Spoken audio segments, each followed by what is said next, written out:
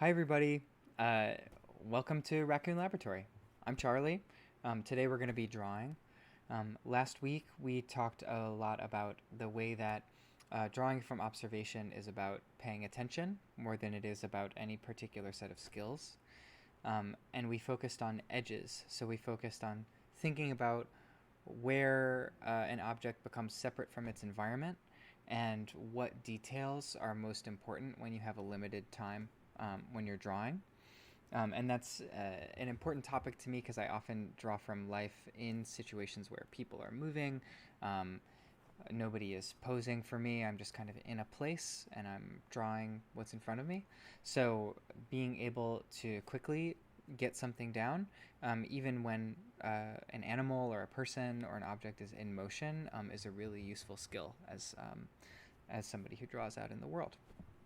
So today we're going to talk about shadows.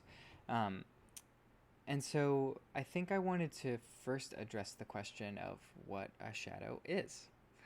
Like everything on this channel, I think we're going to talk a lot about things that seem really obvious, but then upon reflection are actually rather complicated, or at least are maybe stranger than they seem to be at first. So I want you to think about a shadow as an absence, the absence of light. And it's the absence of light in a particular shape. And as people who are drawing, as artists, that's really useful for us. It's useful for us to understand the way that light sort of falls like a material onto objects, and the parts of the object that are shielded from the light are then obscured. So the the kind of funny thing about drawing is that you often draw the darkest parts of whatever it is you're drawing, right? You put lead down on the page to emphasize the darkest parts of an object. But if an object is dark, that means that it lacks light. So that means that you are giving your attention to an absence. You are paying attention to something that is not there. You're paying attention to a lack or a gap or an empty space. And I think that's really beautiful and poetic. So I wanted to emphasize it for this lesson.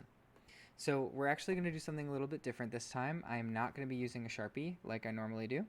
And I would love for you to follow along either with a crayon or a piece of chalk or a pencil that's been sharpened really well. And in order to follow, you might actually need to sharpen multiple pencils so you don't have to get up and do it all over again. So I'll give you a minute to do that. And I'm going to describe the pencil that I'm going to use. I actually really love these pencils, and I've used them since high school. I've used them for more than 10 years.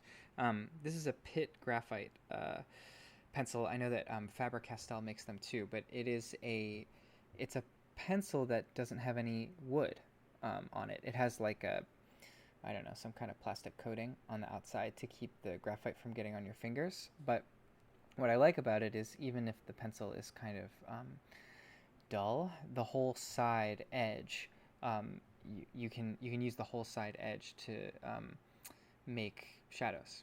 So that's what we're going to be doing today. Is we're not going to be really focusing on edges. We're not going to be really drawing lines. We're going to be emphasizing whole shapes of shadows.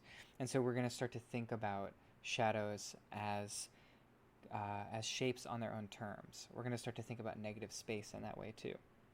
So the first thing that I have here for us is this light bulb. So what we're going to do is we're going to draw it. And now, one of the reasons I like to use my Sharpie is because the drawings are really easy to see on camera. So hopefully you can see. We're also, my brother and I, my brother who produces this show, and I are working on putting together a better camera setup that will hopefully do a better job for us. Okay, so yeah, we just want to make sure that you can see, but we're working with what we've got for now. So when I'm looking at this light bulb, because we're totally pivoting, we're going to be working in a different way than we were last time. If if I were drawing the edge, I would probably start at this corner over here, trace it, work my way around. But instead, I think I'm going to start on this bottom edge. And I want you to try and see the shadows as objects in their own right. Again, this is a really counterintuitive way of thinking about things, because what you're looking at is an absence. It's something it's light that's missing. So I'm not gonna worry so much about getting really accurate lines. I'm going to just try and get the character of the shadow right. So I'm using the side of my pencil here. And also notice I hold my pencil differently. I hold it in my hand like this, so I can press it and smear it against the page. I think some of you are really going to enjoy drawing like this. I love drawing like this because it's more like sculpture. It's more physical. It feels less, I don't know what the word is. It feels less fastidious and feels more like physical and embodied, which I think is more my style.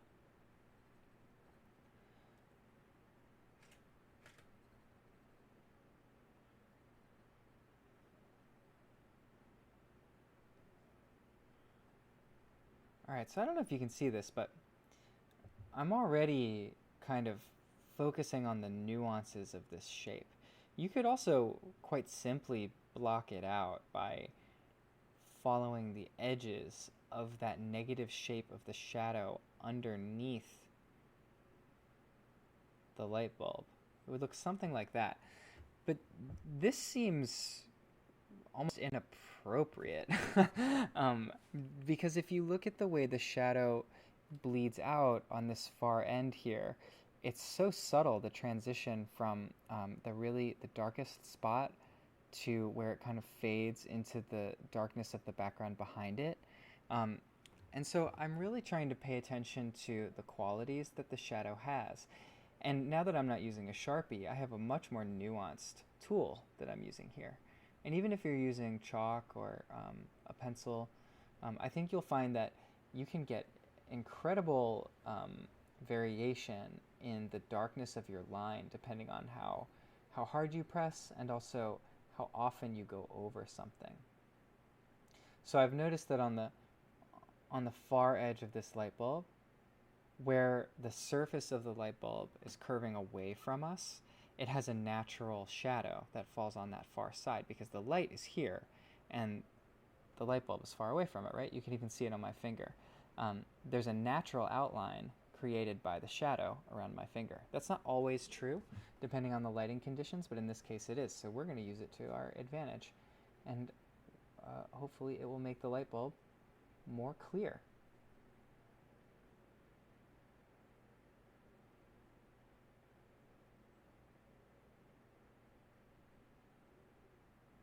As always, I'm really trying to take my time, trying to be as accurate and true to the object as I can be. And now I've transitioned to the metal part of the bulb.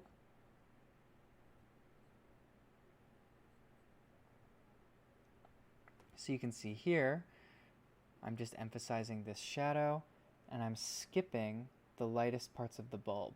If you were watching me work with, draw the ukulele, where my white ukulele strings skip over the sound hole of the instrument, you kind of have to get used to this idea of leaving a gap where you want something to appear, because you're drawing where the strings are not. You're drawing the shadow behind the strings, in the example of drawing a ukulele.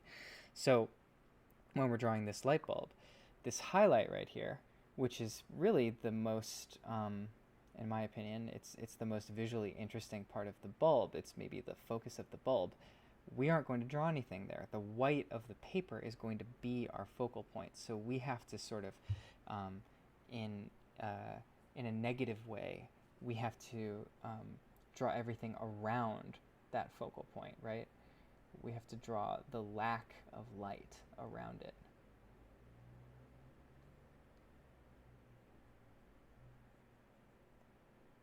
sometimes when I'm drawing something like a light bulb and it has these spiral, like it has threads, or it has, like if I'm drawing a guitar and it has a certain number of strings, I think it can be helpful to count them as you go. It's surprisingly easy to just get lost in there. I didn't do that this time because I'm feeling pretty good about this, but if you feel yourself getting lost, don't worry about it. It's okay to count them.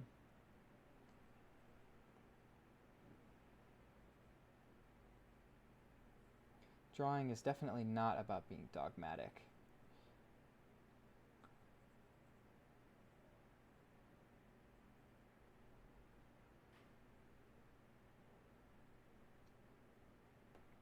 Okay, so now we have our little, the general shape of the light bulb.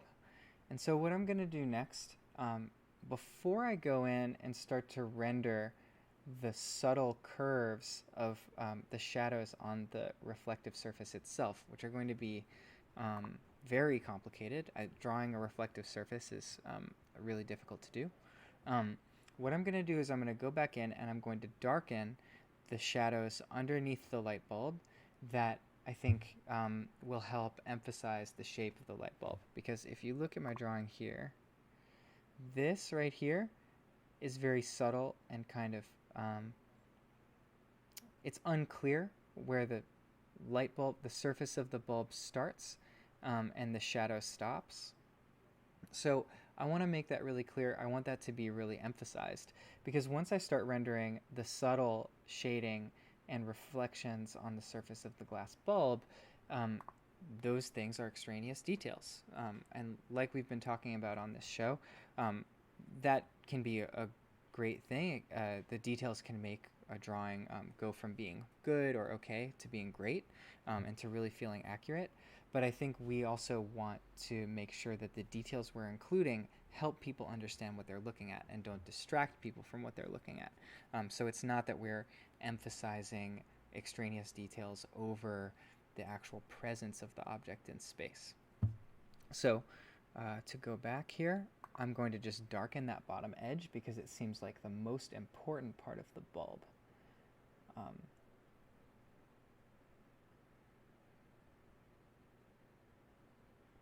So I'm just filling that in with extra graphite. I usually prefer charcoal to graphite because you can get darker faster, and frankly, I'm an impatient person.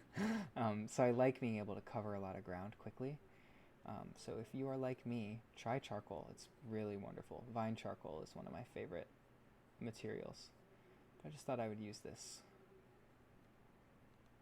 pencil for this lesson just because. It reminds me of being in high school. I used to use these all the time.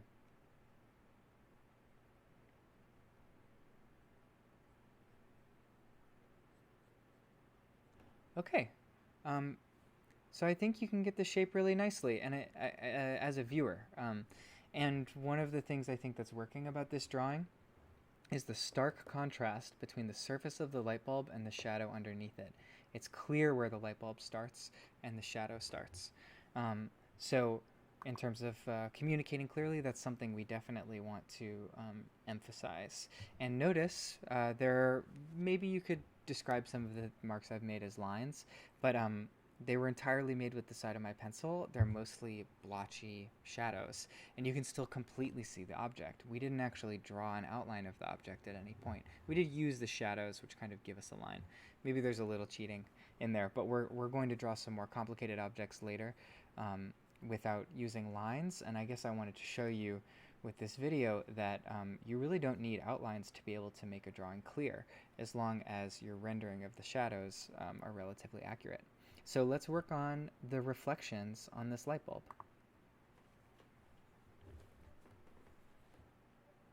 So the first thing I notice, this is going to be somewhat hard to see on camera, but there's a second shadow going along here. I'm not sure if it's a reflection of the horizon line. I think it might be. And then there's another shadow here. So basically the top 3/4 of this light bulb are darker than the reflection of the white paint coming up here is, and then there's a kind of halo of reflected light around the bulb here. And what rendering that is going to do is it's going to make it clear to the viewer that they are looking at an object that's made of glass. The reflections in glass are pretty hard to do accurately, and I want to emphasize that it's really important to not over render, right? Because as beautiful as these shapes are, and as lovely as the surface is, if we overemphasize them, we're going to lose sight of what we're actually drawing, which is that recognizable, iconic shape of a light bulb. So there we go. I've kind of lightly rendered that in, and you might notice already it's becoming confusing what you're looking at, right? Because this shadow is darker than this shadow. So I'm actually going to go back in and emphasize this so that it's more clear what you're looking at.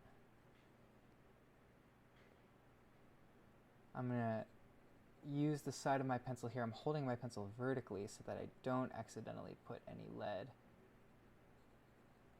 into our light bulb.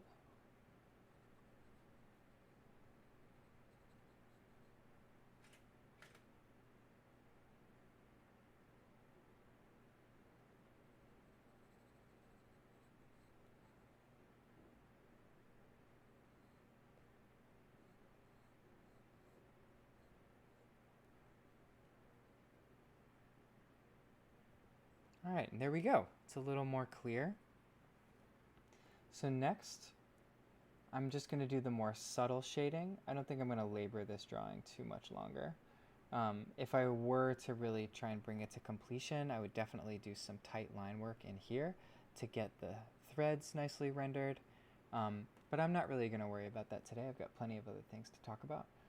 So next I'm going to work on the shadows that are more subtle, the shadows that are more in between than this plain reflection. I think this is going to be the second to last step in our drawing here. So one thing that really makes something look like it's made out of glass is when you have dark shadows next to ribbons of light. Do you see that in here? How there's a shadow, there's light, there's a shadow, and then there's light. Because the reflections on the surface of the glass, they're bouncing off the glass at our eyes, but they're also curving. So you can see here, I have straight fluorescent lights above this bulb. So that's what this light is here, is actually it's a horizontal pair of fluorescent tubes to the left of me. And so if the surface wasn't curved, you would actually see a straight line, right? But because the surface of the glass is curved, the reflection is following the curve of the glass. And that's really useful for us. It's useful because we can then communicate the shape of the surface of the glass with the reflection. When I used to work as a scientific glassblower, one of the ways that you could check if the glass that you were making was symmetrical was by checking the reflection of the lights on the glass. If your glass was slightly off-center or was wobbling, and I used to use a lathe that would spin the glass in front of me, if my glass was a little bit off and was kind of wiggling as it rotated in front of me, the lights would dance on the surface of the glass because the different curves, the different angles reflect the light differently, right? And again, all of this might seem really intuitive, but I think it's really useful when you're drawing to be able to look at a surface and understand why it's reflecting light and how it's useful for us, because now we have a line going across here that is going to reflect light and show off the shape of the bulb. Okay, so to finish my little render here, I'm just going to darken some of this stuff. And yeah, that push and pull between light and dark on a reflected surface is really going to make it look shiny.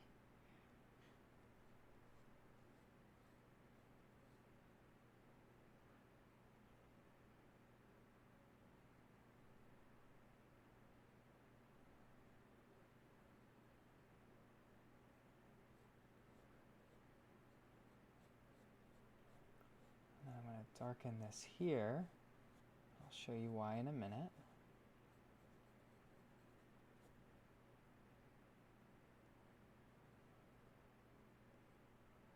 Okay. So I like that, but I think it's missing the highlights. So we're going to use an eraser. Ideally, in a perfect world, I would advise that you have what's called a kneaded eraser. It's kind of like a gummy eraser, and when it gets all full of graphite, you can knead it like dough, and then that cleans it up for you. What's really nice about those erasers is that you can make them any shape, and so you can actually shape a tool out of the eraser and then make whatever mark you want into your drawing. It's really nice. It can help you do things like this. We're not going to worry about that. I'm just going to use this gummy art eraser. I actually quite like these. I think it's just a Utrecht brand eraser. I've had it for years probably. I have a bunch of these laying around my studio. But I like them because I think they erase really cleanly. I often use them when I am illustrating, so when I'm drawing something and then I ink over it, so I trace over my pencil drawings with ink, I have to get rid of the pencil. This does a really good job of getting the pencil all the way gone without disturbing the ink or tearing up the paper. I don't know if you've ever used an eraser that just smeared your graphite all over the page. It's the worst thing ever. These don't do that, and a good kneaded eraser will not do that. They're soft enough that they will actually pick the graphite up off the page. So I'm going to use this. It's kind of an inexact tool because it has these rounded corners because it's kind of an old eraser, but we're going to make do. And I am going to erase some highlights into our light bulb.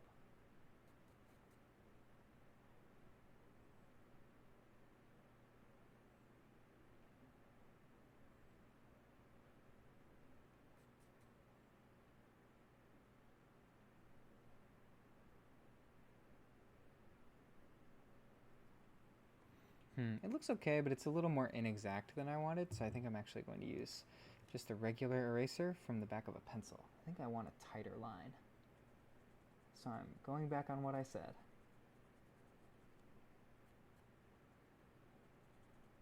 Oh yeah, that's way better.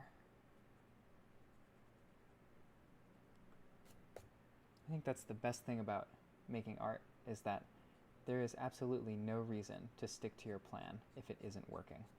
If you start doing something and it's not working, forget about it. Do something different. It's totally valid. So now, without thinking about it, I wasn't even thinking about what I was doing. I started using this eraser to lighten up different parts of my light bulb. And you can see already, that's kind of making it clear where the reflections are. It's giving me greater contrast between the areas of the bulb that are just kind of gray and the areas that are totally white.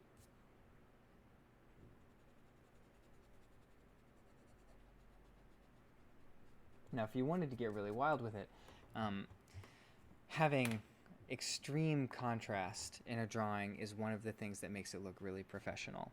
When you have a drawing go as dark as it can go and a drawing go as light as it can go. A good way to do that is to actually have either whiteout or some kind of white pencil, like there are white charcoal pencils, or having some kind of chalk or pastel with you.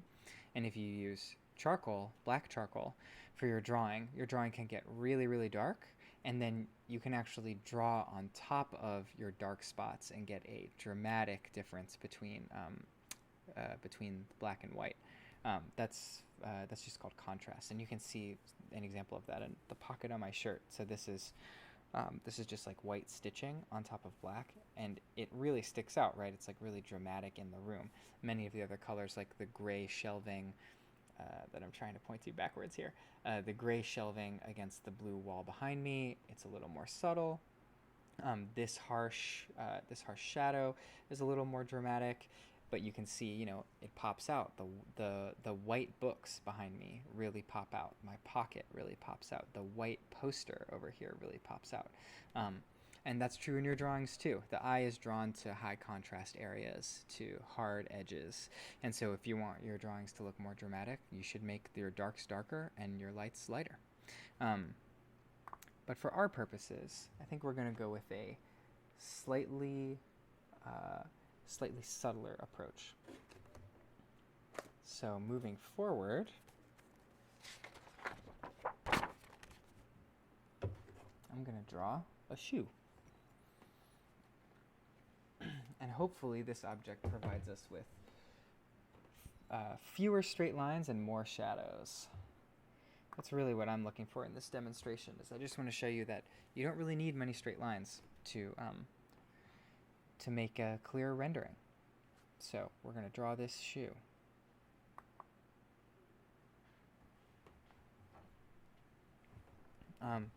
And yeah, by the way, I always advise that people draw their shoes. I've done it in these videos before, and now I'm finally doing it. Shoes are hard. they're pretty complicated, and there are a bunch of I think it's really easy to get lost in the laces. So if you're feeling nervous about drawing a shoe, or if it seems like it's a lot, I'd say don't put all that much time or attention into the laces if that feels really daunting. I'd advise just worry about the big shapes. Just worry about getting the big shadows as accurately as you can, like this shadow under the shoe, the shadow inside of it, that kind of thing. So I'm going to start. And actually, one of the things that this is the first thing that I did, I didn't even think about it. When I'm drawing shadows, I actually blur my vision a little bit. I kind of unfocus my eyes. And really quickly, your vision becomes blobby. It becomes less clear that what you're looking at is, you can also squint, like I'm squinting right now. It becomes less clear where the edges are. It becomes less obvious where you would put your lines, and you start to think more in terms of general shapes. And so when we're working with shadows instead of lines, that's a really useful place to start.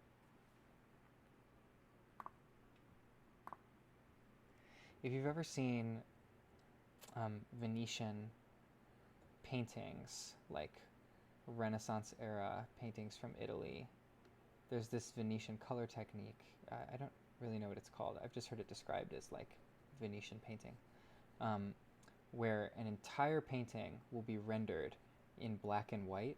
Usually they'll use brown instead of straight black. They'll use like a burnt umber color.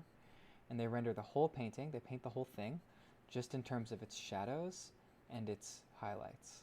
And then they go over the painting with vibrant colors. So if you go back and look at some Renaissance era paintings, you might find that there's like really vivid reds and vivid blues, but only a few colors.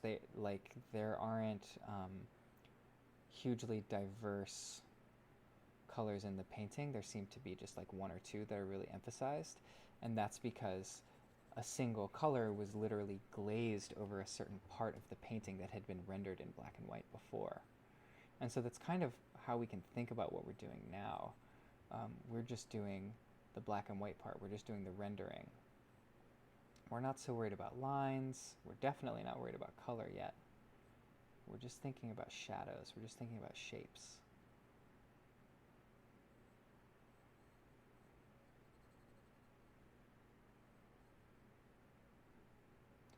So I'm on the tongue of the shoe here.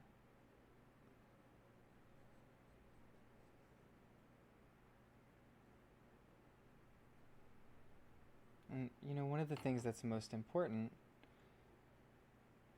is these highlighted edges, you know? Make sure I'm following my own rules here.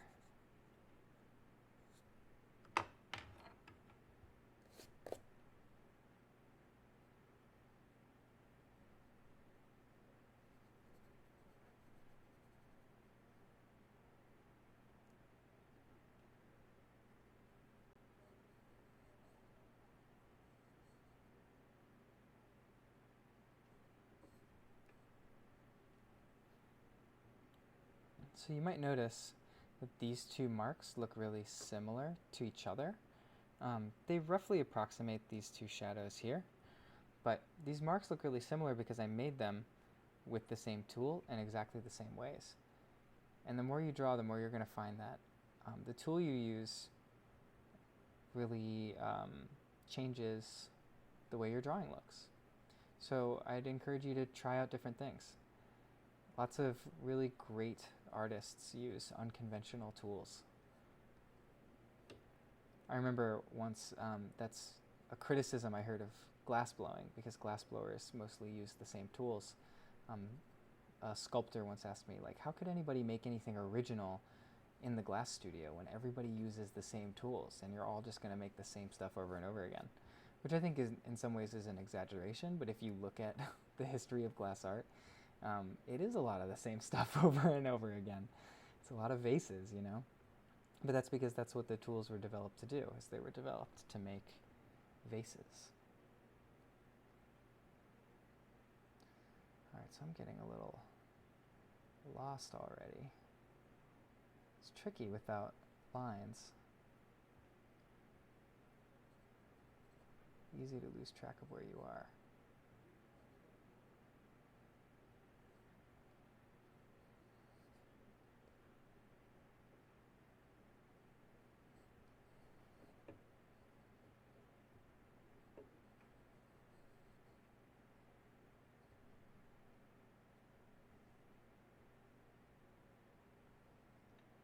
And notice I'm not really completing the drawing as I go. You know, I might go back and work on some important attributes just so that I feel like I have control over the drawing, just so I feel like I know what where I am and where the darkest parts are. But it's really important to work the whole drawing as much as you can. This is common like art school drawing advice, but you really don't want to get hung up on one part of your drawing. You want to try and complete the whole thing, because getting the spacing right between the parts is one of the hardest parts about drawing. So if you work really hard on a detail, but then it turns out that that detail is in the wrong place, or that detail is emphasized in a way that doesn't make the drawing look better overall, it's not going to help you.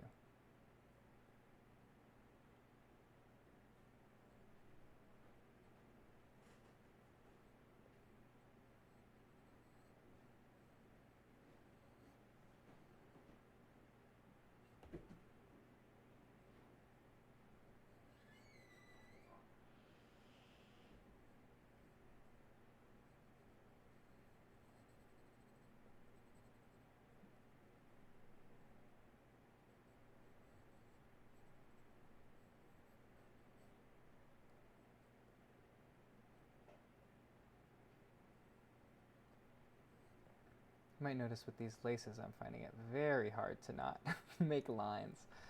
It's pretty tricky to just render them in shadow, but I'm doing the best I can here. I like to use a kind of anchor to keep my place. So you'll notice I really rendered the two big laces to help me space out everything in between. Like if they're roughly in the right place, it's easier to find where I am in the rest of the drawing. And so I'll use kind of landmarks like that on my drawing. And so when I do look at my page, even though I try to look at the object I'm drawing more than I look at my page, the reason I'm looking at my page is to judge those distances, to make sure they're as accurate as they can be. Like when I land here, is the distance between where this lace ends and this lace ends the same as the distance between them on the actual shoe? And they're pretty close. But that's what you're looking for. You're checking those distances all the time as you work.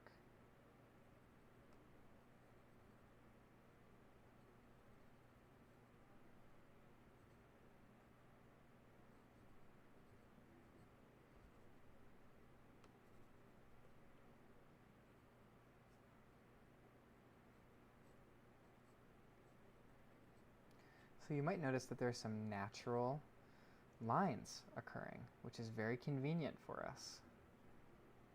Many shadows do just run along the edges of things.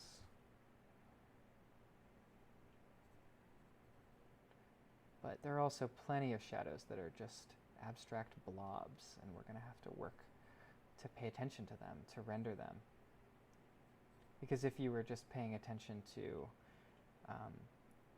everything like as an object, as like, oh, this is the edge of a lace, or this is the where the sole meets the shoe, or whatever, you might miss some of these more abstract shapes that really give the shoe its character, that really make clear that it's wrinkled and folded over. Alright, so I've got that edge mostly rendered, and then here we're coming upon... I'm gonna run out of space. Didn't give myself enough space here.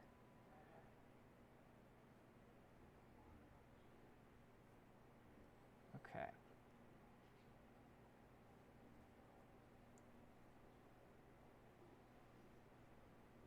So then that shadow is nice and dark. I want that to be really dark there.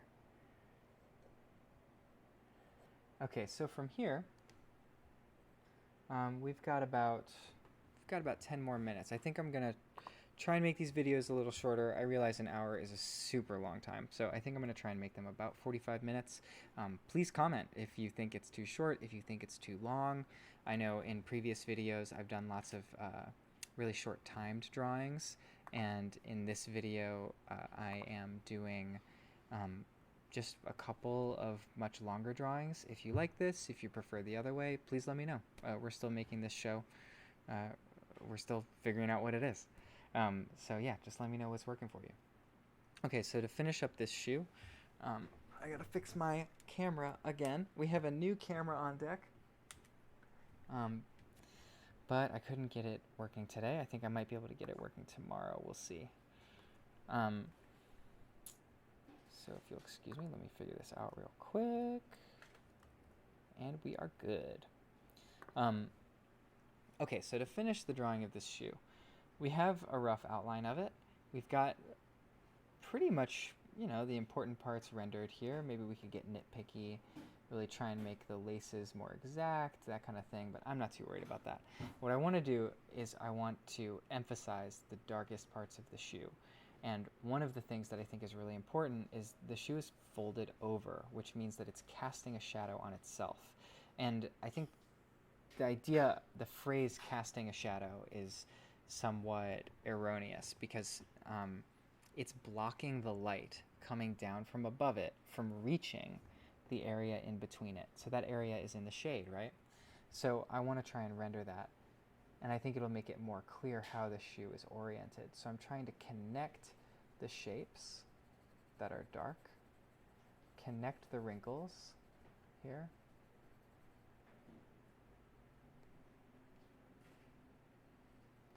and really, like, you know, try to not be afraid to like go big and commit to it. You've always got an eraser.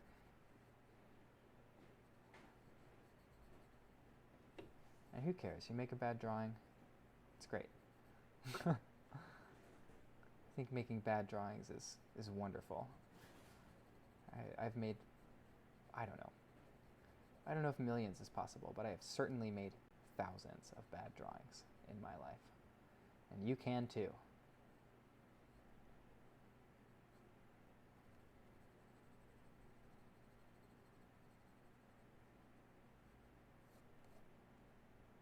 Alright, so we've kind of got that dark, but now it looks really weird, right? Because it's so much darker than everything else.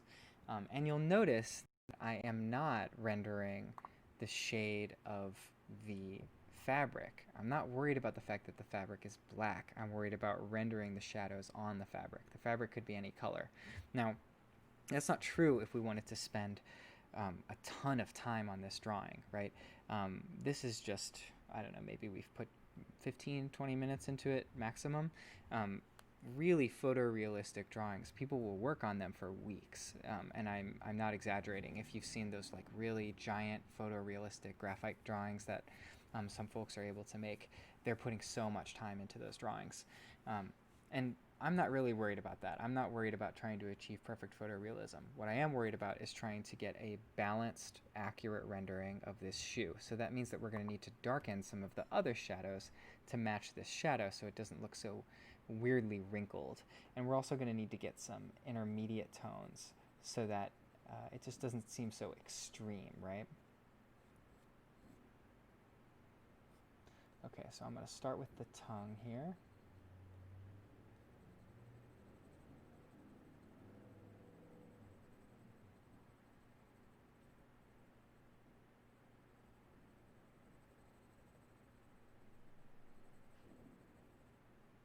I'm already getting a little too precious about this. I can feel it. I just like the way it's turning out. And then I definitely want this area behind the tongue to be darker. Because it's inside the shoe, I want it to be clear that you're looking past the tongue at the inside of the shoe.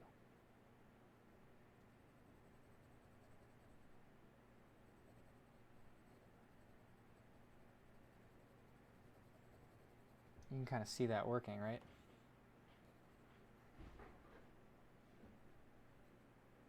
Distance is a funny thing in painting and drawing because when you're talking about a landscape, often objects that are really far away actually look lighter. They kind of fade into the fog of the distance. But when we're doing a drawing like this and you're making it clear that something is inside something else, like that this is the inside of the shoe, it just makes intuitive sense that it's going to be darker. And I mean, if we look at it, it is maybe a little bit darker than the tongue, but we really want to emphasize that so that it's clear what the viewer is looking at. There, looks like the inside of a shoe. That's great. So now we're going to continue that shadow. We're kind of linking the shadows together as we go here. I'm trying to feather that shading. Then I'm squinting, I'm looking at the darkest parts in between the laces because I want that to be nice and accurate.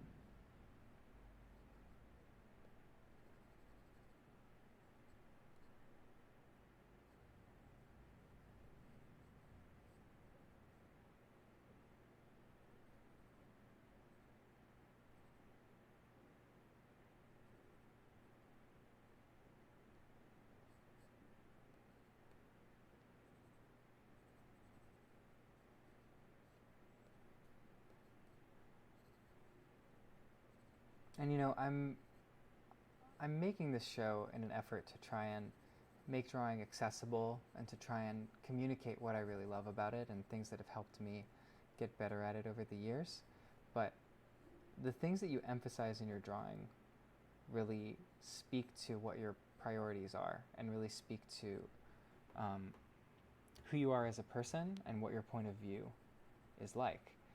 So if there's a part of this drawing that of your drawing that seems really important to you, that maybe runs against what I've been emphasizing here, I'd say feel free to ignore what I'm telling you, because you know I'm giving you my priorities, and your priorities are going to be different, and that's a good thing.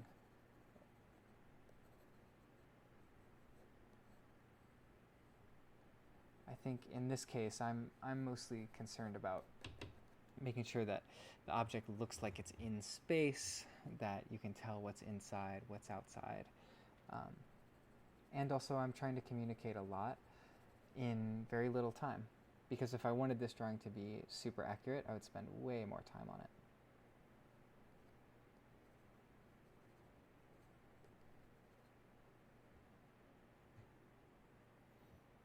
Okay, and speaking of which, I think we are mostly out of time. So I'm going to repeat this lesson. It'll be live again. I'll draw some new things, might switch it up a little bit again on Sunday at 3 p.m.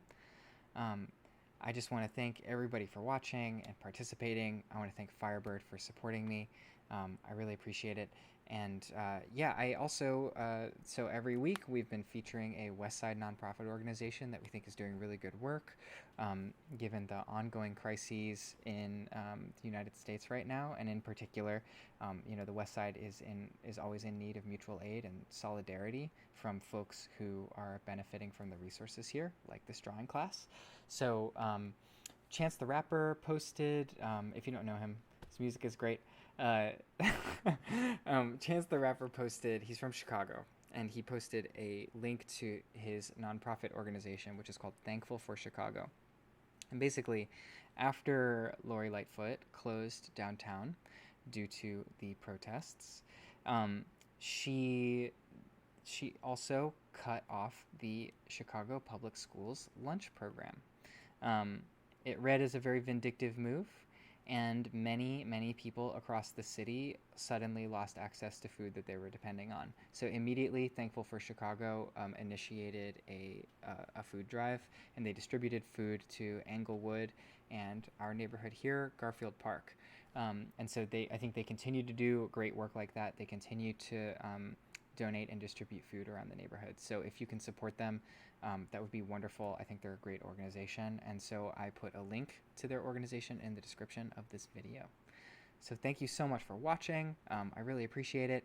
And if you can support Firebird Community Arts, that supports this show. It supports healing arts programming on Chicago's West Side. So thanks so much for tuning in. I'll see you all on Sunday and next Thursday.